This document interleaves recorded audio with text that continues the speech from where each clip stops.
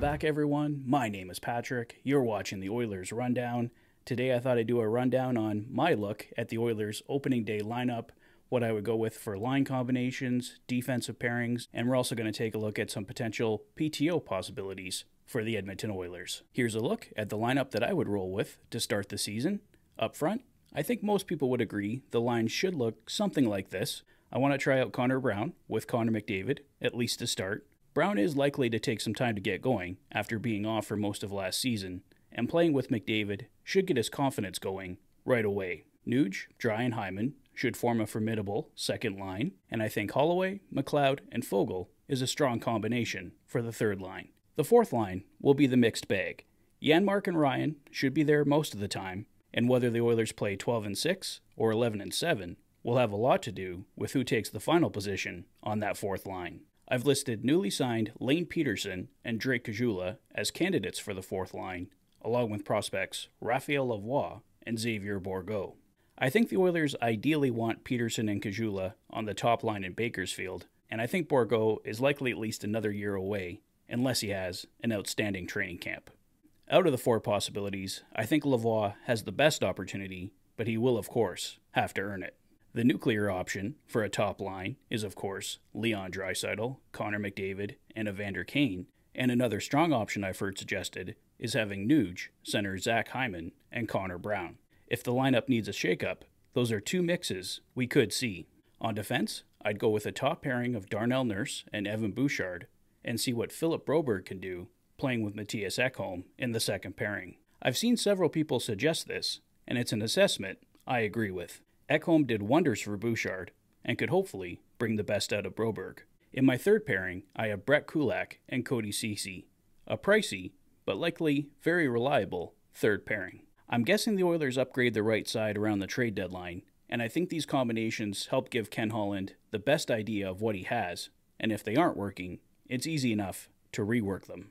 I keep Vinny Desharnais in the number 7 spot, with Markus Niemelainen sitting there as a potential challenger. I think the team ultimately goes with the 7D I have listed, but it's nice to have Niemelainen there to call upon, although he does have to clear waivers this year to be sent down. And in goal, obviously, no debate, Stew and Soup will mind the twine, with hopefully a bounce-back year for Campbell and continued growth from Stew. According to Oilers insider Bob Stauffer, we should expect 1 to 2 professional tryout contracts to be signed heading into training camp. If he isn't signed to an NHL deal beforehand, I'm expecting Sam Gagner to be one of those PTOs, but there is nothing definitive on that yet. Gagner nearly signed a PTO with the Oilers last season before a last-minute contract offer from the Winnipeg Jets. He can play right wing and center, but would most likely end up on the wing. Tyson over at Delaney TV brought up Tyler Mott as a target he could see coming to fruition. Mott could fill in as the fourth-line center. Pius Suter is a target we've talked about quite a bit this summer. Suter would be a fourth-line center as well. Paul Stastny is still out there on the market.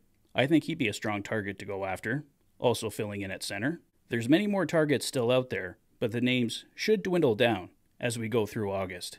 I'd expect the Oilers to announce their selections closer to training camp in September.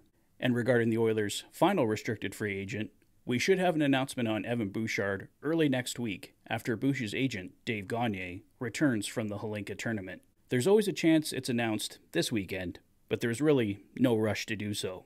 The contract is expected to come in at $3.9 million on a 2-year term, but could be $4 million or slightly above. Here's a look at the Oilers lineup for next season so far, with their cap hits. With Evan Bouchard estimated at a $4 million cap hit, the Oilers have $1,057,500 remaining to add a 21st player to the roster. I would love the team to at least be able to hit a 22-man roster, but without a trade, it's just not possible. With the Oilers' internal candidates and the PTO possibilities we looked at, the Oilers have a chance to ice a very exciting lineup. Well, that's all I have for today, guys. Let me know your thoughts on the lineup. Who do you think should be brought in on a PTO tryout? Let me know in the comment section below.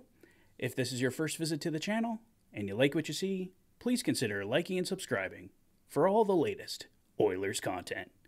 You've been watching the Oilers Fanatic. Thanks for being a fan.